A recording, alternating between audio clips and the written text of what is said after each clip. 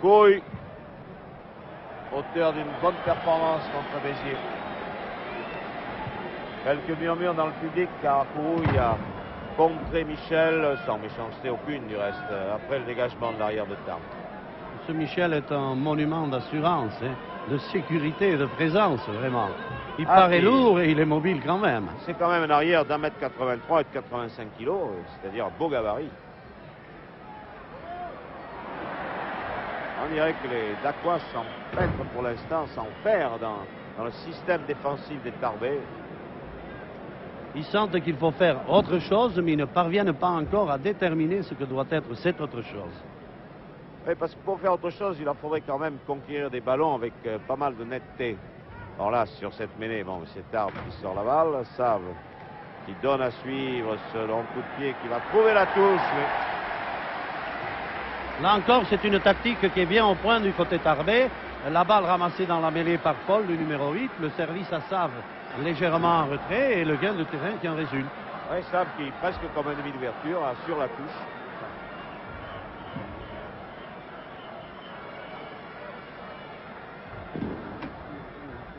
Une touche importante dans les 22 mètres de Dax. Balle récupérée par les Tarbais. Le drop de Marty. Non, balle à côté. Il y a Henri Merlot qui laisse courir Sillère pour les souffler un peu avant de toucher dans son embut.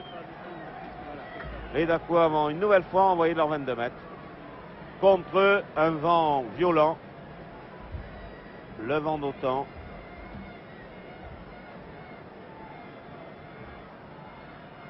Et toujours à la pointe des attaquants Dacquois, si l'on peut dire, Bastia. Bien qu'il ne joue pas trois quarts, c'est quand même un fier attaquant aussi.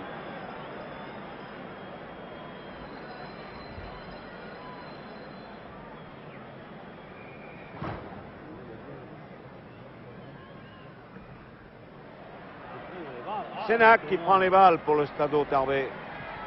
À la réception, Cazenave, très souple, très sûr. Il n'a pas trouvé la touche, Michel. Michel, la tentative de drop, coup de pied tendu, mais je ne sais pas ce qu'il a voulu faire exactement. Enfin, il a tapé en drop de toute façon. Et les Dacquois se dégagent comme ils peuvent contre le vent tourbillonnant, mais aussi vent, oui. Une certaine fatigue pour l'instant. Ce vent d'autant, enfin, il changera à la mi-temps. Mais ici, il y a un dicton languedocien qui dit « Lauta che buffo une cope al mes », ça veut dire l'OTAN qui souffle une fois par mois. Ben, il suffit qu'il souffle aujourd'hui, et quand il souffle du mauvais côté, il y a les victimes qui sont pour l'instant dacquoises. Mais oui, enfin, les vents tournent. Ce vent d'autant, souvent il attend les finales d'ailleurs pour souffler. Ah, c'est un amoureux du rugby. C'est un vent qui est très coquin. Ah, on a perdu les ballons, voilà. C'est aussi une spécialité de finale, ça nous rappelle une certaine finale d'Aix-Mont-de-Marsan à Bordeaux.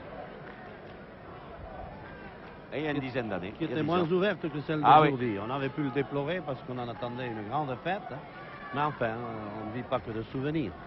Aujourd'hui, nous sommes gâtés. Nous sommes vraiment comblés par ces deux très belles équipes, comme nous avons été comblés tout à l'heure par les deux équipes juniors qui ont précédé sur cette pelouse. Monsieur Cuny est très vigilant sur les touches, il a raison d'ailleurs, c'est une des faits de ce jeu. Un genre de mur ou d'ascenseur. Oui, il est très très vigilant. Certains que les avants de Tarbais se groupent à 3.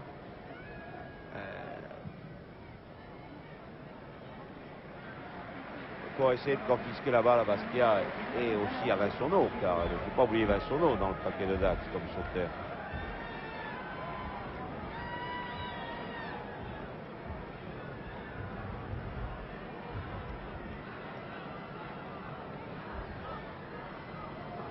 Encore ce Sénac pour Tarbes, qui a contrôlé le ballon.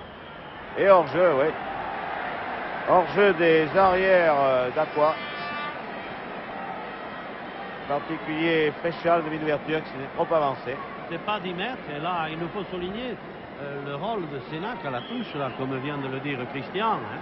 C'est un garçon qui était inconnu au début de saison, qui sera père des juniors qui a 20 ans, qui est vraiment devenu un des très bons spécialistes français de la touche. Nous l'avions vu déjà contre le Racing dominé Auguste, qui avait ses titres de noblesse, et aujourd'hui, devant Bastia, pour l'instant, il gagne des balles. Puis Tarbes a une solution de remplacement en touche aussi, c'est de mettre leur troisième ligne Cabar en position numéro 2. Et Biescas et Paul qui assurent Biescas très et bien Paul le soutien. qui Le soutiennent soutien. En soutien, l'un ou ils sont l'autre. très très bons. 60 mètres avec le vent, Michel.